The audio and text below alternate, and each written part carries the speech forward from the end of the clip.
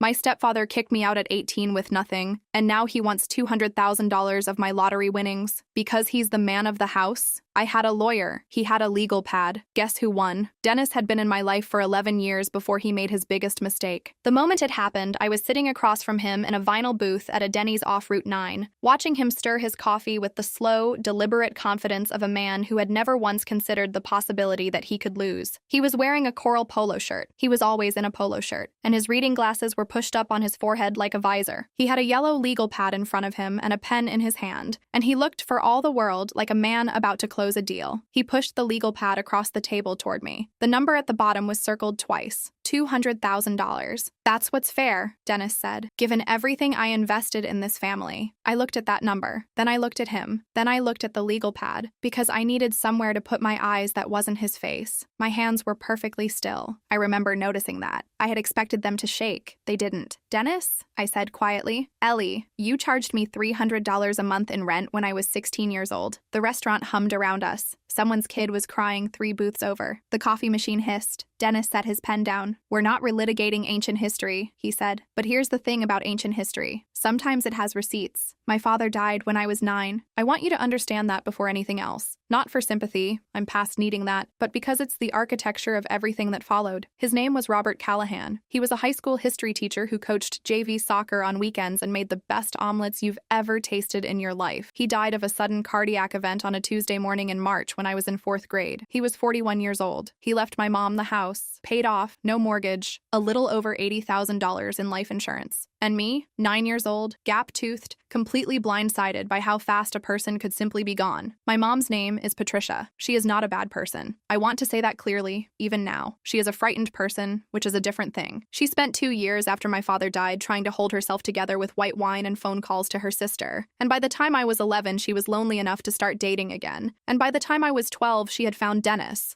Hargrove, age 47 at the time, owner of a mid-sized residential landscaping company called Green Edge Solutions, which had between 8 and 12 employees depending on the season, and a logo that featured a cartoon lawnmower wearing sunglasses. He was divorced. He had 2 grown kids from that marriage who I would later learn hadn't spoken to him in years. He wore polo shirts in colors like dusty salmon and seafoam, and he had very strong opinions about lawn maintenance, dinner times, and the correct way to load a dishwasher. He moved in 6 months after they started dating. The first thing he did was rearrange my father's study. My dad had kept his books organized by subject, history, biography, literature, in a system he'd explained to me once with great seriousness, like he was passing down sacred knowledge. Dennis moved all the books to a single shelf in the garage to make room for a filing cabinet and a miniature putting green. He did this while my mom was at work. When I came home from school and found my father's chair, a big, cracked leather thing my dad had bought at an estate sale and reupholstered himself, sitting in front of a television instead of a desk, I stood in the doorway of that room for a long time without saying anything. That old chair was taking up too much space, Dennis said from behind me. I was 12. I didn't know the words for what I felt, but I filed it away. The rules came gradually, the way water damage does, slowly enough that you keep telling yourself it's fine, until one day you look up and there's a crack running across the ceiling. Dennis had rules about television, about dinner, about friends coming over, about the volume of my music, about what I wore to school, which, looking back, was deeply inappropriate for a man who was not my father. But I was 13 and didn't have the vocabulary to explain why his opinions about my clothing felt like violations. He called it running a tight ship. My mom called it an adjustment period. I called it nothing, out loud. Inside, I called it a lot of things. The rent conversation happened the spring I turned 16. I had just started working at the McDonald's on Birchwood Avenue. It was the only place that would hire a 15-year-old, and I'd lied on the application and said I was 16, and they'd either believed me or not cared. And I was working 12 hours a week flipping burgers and smelling like fryer oil and saving money for reasons I couldn't yet articulate, but that felt important and necessary. Dennis called me into the kitchen one evening, not the living room, the kitchen, which was where he conducted what he considered business conversations, and told me that since I was working and earning money, it was time for me to start contributing to the household. $300 a month. You're learning responsibility, he said. This is how the real world works. I remember thinking that the real world probably didn't charge 16-year-olds rent while they were in 10th grade geometry, but I didn't say that. What I said was, okay, because what else do you say when you're 16 and the man controlling your mother's house has just decided you owe him money? I paid it every month. I picked up more shifts. I started setting an alarm for 5:30 a.m. so I could work the breakfast rush before school on Saturdays. I stopped buying things for myself. No new clothes, no movies with friends, no anything that wasn't essential. $300 a month for 2 years is $7,200. I know that number precisely because I've had a long time to do the math. Dennis never said thank you, not once. He also never, in 11 years, told me he was proud of me. The eviction, because that's what it was, let's not dress it up, happened 3 days after my 18th birthday. I came home from a shift at McDonald's to find a cardboard box sitting on my bed. It was one of those liquor store boxes, the kind with the dividers for bottles. It had my name written on it in Dennis's handwriting, Ellie. My mom was in the doorway. She had that particular stillness she got when she was upset, but had decided not to be visibly upset, where her face just went slightly flat, like someone had turned a dial down. Dennis thinks it's time, she said. 30 days notice. He'd printed it out on actual paper. There was even a date at the top. I was 18 years and 3 days old. I looked at my mother for a long moment. She looked at the middle distance somewhere past my left shoulder. Okay, I said. I don't know why that was always my word. Maybe because it meant nothing. Maybe because saying it gave them nothing to react to. Maybe because I had learned very early that the way to survive Dennis was to give him as little surface area as possible. I packed my life into 4 duffel bags and the cardboard box. My mom slipped me $200 in cash while Dennis was watching the news downstairs. She folded it into my palm and squeezed my hand and didn't say anything. And I didn't say anything. And that was the last real moment we had together for a long time. I slept on an air mattress in the spare room of a woman named Kim, who I'd found on Facebook Marketplace. She was 53, worked nights at a hospital, and did not care what I did as long as I didn't smoke indoors or make noise after 10. I paid her $350 a month. It was the first rent I'd ever paid that felt fair. The next 6 years are almost boring in their straightforwardness, which I think is maybe the most radical thing about them. I worked, I took classes, I worked more. I did 3 years at the county community college at night, while working warehouse jobs during the day, moving boxes, driving forklifts, pulling 12-hour shifts during the Christmas rush. I ate a lot of ramen. I became extremely good at stretching a grocery budget. I learned to do my own taxes out of a library book and felt a stupid private pride about it that I still haven't entirely gotten over. At 21, I transferred to state and finished my accounting degree at 24. It took longer than the traditional path because I was working full-time the whole way through, but I did it without loans. Or rather, I did it with one small loan that I paid off 6 months after graduation. I rented a 1-bedroom apartment. I adopted a cat named Audit. I got a job at a mid-sized accounting firm and discovered, to my genuine surprise, that I was extremely good at it. Numbers made sense to me in a way that people sometimes didn't. There was a cleanness to them. A rule-following quality I appreciated. I talked to my mother about once a month. The calls were 20 minutes, pleasant on the surface, careful in the way that calls between people who love each other but can't quite say the true things are always careful. She'd tell me about Dennis's business. I'd tell her about work. We'd say we should have dinner sometime. We never did. I won the money on a Thursday. It was a scratch ticket. I want to be clear about that because people always imagine lottery winners hunched over televisions at midnight, watching numbered balls fall. It was a scratch ticket I bought at a gas station on the way home from a client dinner because I was slightly buzzed on client dinner wine and feeling reckless, which for me means spending $3 on a scratch ticket. I scratched it in my car in the parking lot of a Walgreens, $470,000. I sat in that car for approximately 25 minutes. I called my accountant, Gary Weinstein, CPA, 12 years of experience, the most practical and calming man I've ever met, and said, "Gary, I need you to tell me what to do."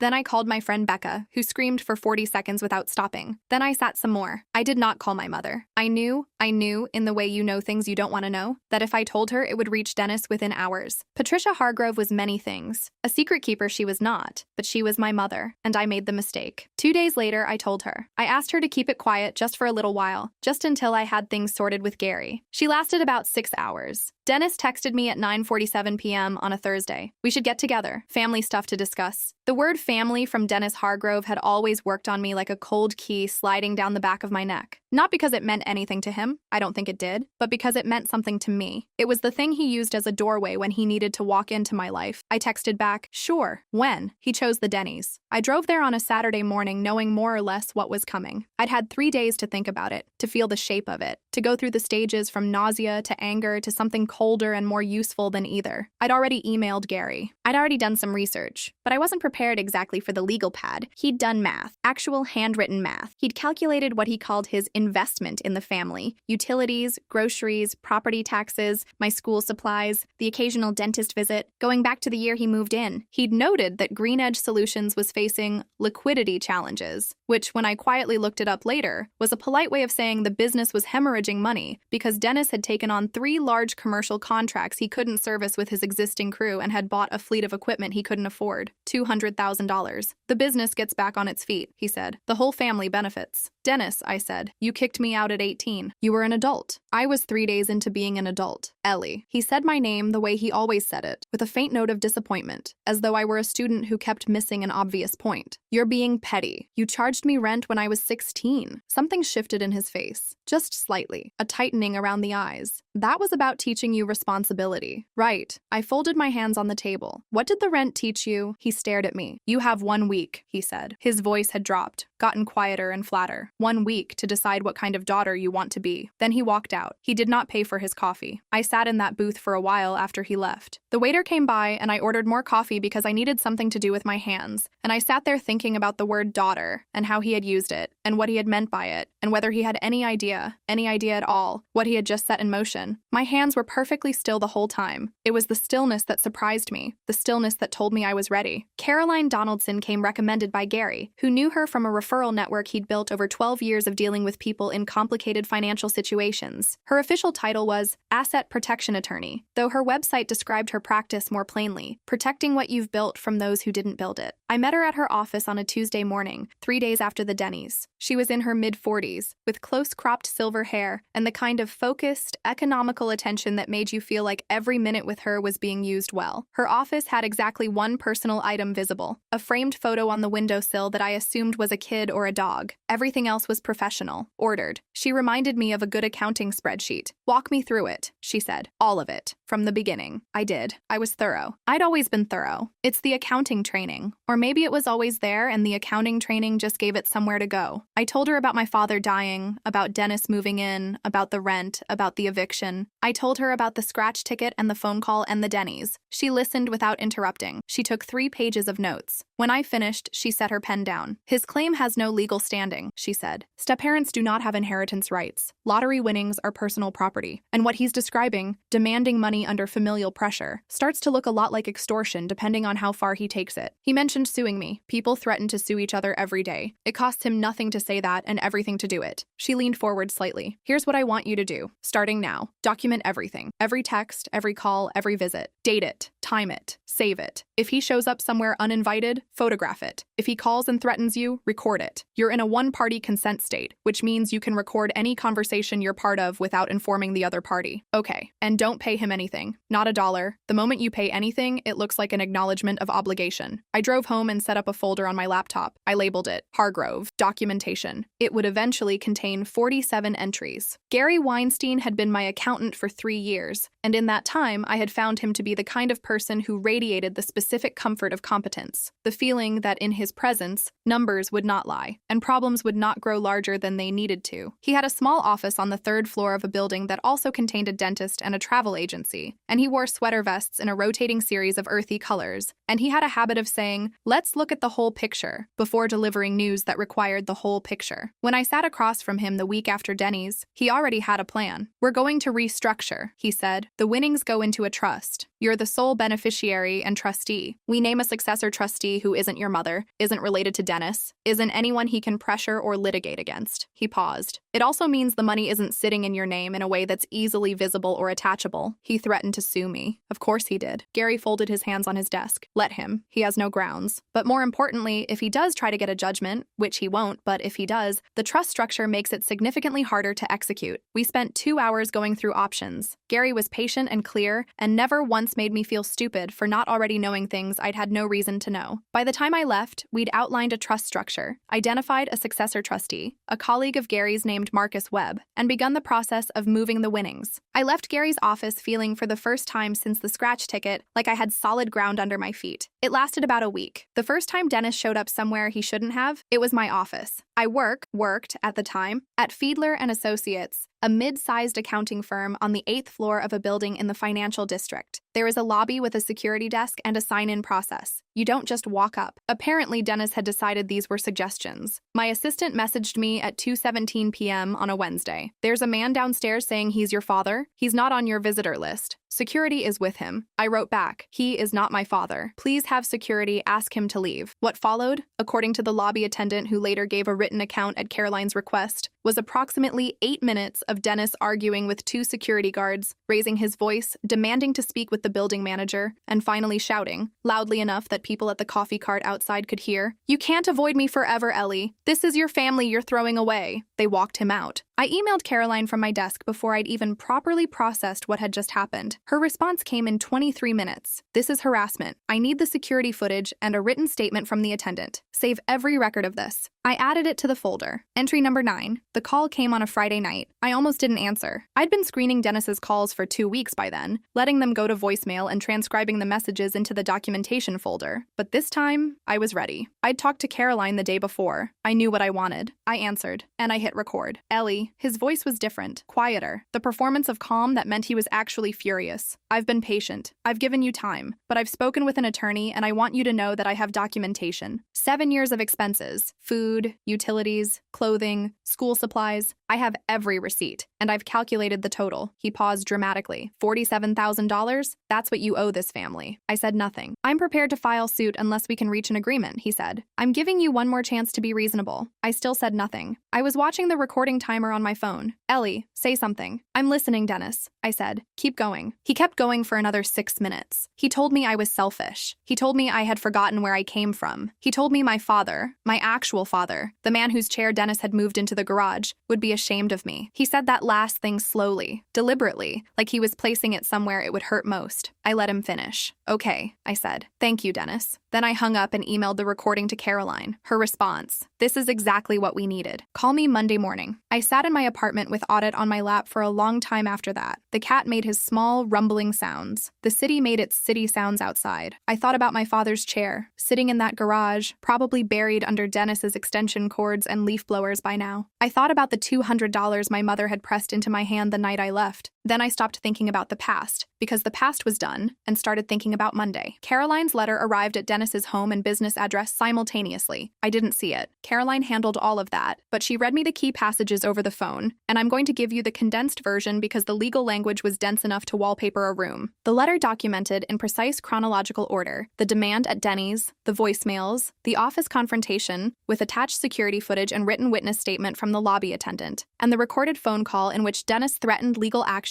and invoked a debt totaling $47,000. It then explained in language Caroline described as firm but not inflammatory that 1. Step-parents have no legal standing to claim lottery winnings. 2. A parent or step-parent acting in a parental capacity cannot legally demand reimbursement for child-rearing expenses, as these are obligations under family law, not debts. 3. The office confrontation constituted harassment under the relevant statute. 4. The phone call now recorded could support a claim of attempted extortion depending on how the DA's office chose to characterize it. 5. Any further contact from Dennis or any agent of Dennis, including but not limited to legal threats, uninvited appearances, or communication through third parties, would result in an immediate application for a restraining order and referral of the recorded call to the appropriate authorities. It was, Caroline told me, a comprehensive cease and desist with consequences. For 8 days, nothing. No texts, no calls, no appearances. My mother sent 2 messages, one asking if we could talk, one saying she was caught in the middle and found the whole situation very stressful, but nothing from Dennis. On the 9th day, Caroline suggested mediation. "Why?" I asked. "You said he has no legal standing." "He doesn't," she said. "But mediation gives him a formal venue to hear that from someone other than me, a neutral professional. It's harder to dismiss." She paused. "And frankly, Ellie, once he hears it from a certified mediator in a room with his name on the paperwork, it closes the door more definitively than anything we can do in letters. And if he refuses to hear it, then we have documentation that he was offered a fair process and rejected it, which is useful if we eventually need the restraining order." I thought about it for a day. Then I said yes. The mediation was scheduled for a Tuesday morning at the offices of Accord Resolution Services, a firm that handled everything from business disputes to family inheritance conflicts. The mediator assigned to our session was a woman named Dr. Rebecca Osei, PhD in conflict resolution from Georgetown, 14 years of professional mediation experience, certified in family law matters by the state bar. She was in her early 50s, wore reading glasses on a beaded chain, and had the particular manner of someone who has spent a decade and a half listening to people at their worst, and found it clarifying rather than demoralizing. I arrived first and sat on one side of a long conference table with Caroline beside me. Dennis arrived 8 minutes late with a woman I didn't recognize. His bookkeeper, I learned later, named Sandra, who was apparently also serving as his documentation assistant. He was wearing a navy polo. He had a fat manila folder. He had the energy of a man who believed he had a winning hand. Dr. Osei opened by explaining the process in calm, measured language. This was not a court proceeding. Nothing said here was binding. The goal was to reach a voluntary agreement. Everyone would have the opportunity to speak. Dennis spread his handwritten calculations across the table like he was laying out a royal flush. 7 years of expenses, line items, subtotals, food, $3,400, utilities, prorated for household size, $8,400, clothing, $5,600, school supplies and activities, $2,200, bedroom space, calculated at local rental market rates, $11,800, various medical and dental co-pays, $3,100. He had even included at the bottom of page 3 a line item for emotional labor and family integration consulting, which he had valued at $8,000. The conference room was very quiet. Dr. Osei reviewed the pages without expression. She turned them slowly. She did not rush. Then she set them down and folded her hands. "Mr. Hargrove," she said, "I want to make sure I understand your position. You're claiming that Elizabeth owes you reimbursement for expenses you incurred while acting in a parental capacity. Is that correct?" "As the head of this household," Dennis said, "I provided substantially for her welfare and development. Now that she's come into a significant sum of money, it's only fair that—" "Are you aware," Dr. Osei said in the same even tone, "that under family law, adults who take on a parental role are legally obligated to provide for the welfare of children in their care? That these expenses are not considered debts owed by the child, but obligations of the caregiver?" Dennis's expression flickered, just slightly. "I'm also the legal property owner." "You are not the property owner," I said. My voice came out steadier than I expected. "The house belongs to my mother. It was left to her by my father." Dennis looked at me. "Furthermore," I continued, "between the ages of 16 and 18, you charged me $300 per month in rent. That's $7,200, which would, by any reasonable interpretation, constitute you monetizing my presence in a home that wasn't yours, during a period when you were legally responsible for my welfare." The room went very quiet. Dennis opened his mouth. Dr. Osei spoke first. "Mr. Hargrove, I have to be direct with you." She picked up one of his pages and then set it back down. "You have no legal standing to claim any portion of Elizabeth's lottery winnings. Not under property law, not under family law, not under any statute I'm aware of. What you've described here, the office visit, the phone calls, the written demands, constitutes a pattern of harassment. If Elizabeth's attorney chooses to pursue this, you could be looking at a restraining order, and depending on how the recorded call is characterized, potential criminal exposure." The color left Dennis's face. Then it came back, darker. "This is biased," he said. His voice had that tight, controlled quality that meant the inside of him was anything but. "This whole process is set up against me. Mr. Hargrove, I came here in good faith." He was pushing back from the table now. The chair legs scraped across the floor. "I've been trying to have a reasonable conversation with this family for weeks, and instead I get a lawyer and a mediator and a—" He grabbed the manila folder. "This isn't over." He said it quietly. Not like a threat, exactly. More like a man reassuring himself. His eyes found mine across the table, and for a moment I saw something I hadn't seen before. Not rage, not arrogance, but the specific panic of someone who has just realized the story he's been telling himself isn't true. Then he walked out. Sandra followed, clutching her notepad. The door closed. I looked at my mother. She had been silent for the entire proceeding. She was sitting with her hands folded in her lap, and her mascara running in thin, tracked lines down her cheeks. She had tissues balled in her fists. She was looking at the table. "Mom," I said. She looked up. Her eyes were red and very tired. "I don't know what to say, Ellie. You don't have to say anything right now. He's not—" She stopped. Started again. "He told me you were being unreasonable. He told me you'd gotten greedy. I know. I should have—" She pressed the tissue to her face. "I should have. A long time ago." We sat there together in the quiet of that conference room, my mother and I, with the mediator offering us water and the city going about its business 12 floors below. And I thought about 9-year-old me watching someone put my father's books in the garage, filing it away, not knowing yet that you could do something with what you filed. The restraining order was filed 11 days later. Dennis called twice after mediation, once the same evening, once 3 days later. Both times I let them go to voicemail. Both recordings went to Caroline. The second one included language that she described as notably escalating. The restraining order was approved by Judge Miriam Schultz of the County Civil Court on a Thursday afternoon. Dennis was prohibited from contacting me directly or indirectly, from coming within 500 feet of my home or workplace, and and from making any public statements regarding my financial situation. Caroline walked me through it line by line. It was 11 pages. The same week, I learned through Gary that Dennis had approached a bank about a business loan using the anticipated inheritance money as collateral. The bank obviously had found no such money on any financial record, and the loan application had been denied. GreenEdge Solutions, Gary told me, was in serious trouble. Overextended, underperforming, 3 commercial clients threatening to walk due to missed service dates. Dennis had gambled on my money before he'd even gotten to the table. I don't know exactly what happened to the business after that. I made a deliberate choice not to follow it. Some things you let go not because they don't matter, but because mattering is expensive, and you've already paid enough. 3 months later, I took the money, what was left after taxes and the trust structure and Caroline's very reasonable fees, and I put a down payment on a condo in a building that had a doorman and a secure package room and a guest policy that required advance registration. I moved in on a Saturday in October. Audit yowled the entire drive over, and then immediately went to sleep in a patch of afternoon sun in the new living room, which I took as a review. I bought a chair at an estate sale. Big, leather, slightly cracked in one arm. Not exactly like my father's. Nothing is ever exactly like the thing you lost. But the shape of it was right. The weight of it. The way it sat in the corner of my new study next to the window where the light came in. I put his books on the shelves around it. I'd kept them all. In boxes through 5 apartments, through 4 jobs, through every version of my life since I was 9 years old. I had kept those books and organized them exactly as he had. History, biography, literature. I sat in the chair on a Sunday morning with a cup of coffee and Audit on the armrest, and the city going about its business outside, and I felt something settle in me. Not the sharp, burning satisfaction I'd maybe expected. Not triumph, exactly. Something quieter. My father had left his house to my mother. He'd left me something else. The knowledge that I had come from someone who organized his books by subject and taught history and made good omelets and tried, in his short time, to give me a foundation. Dennis had sat in my father's chair and called himself the man of this house. He was wrong. He always had been. The chair was never his. The house was never his. And the money, every dollar of it, was mine. I earned it the way I'd earned everything else in my life, without him.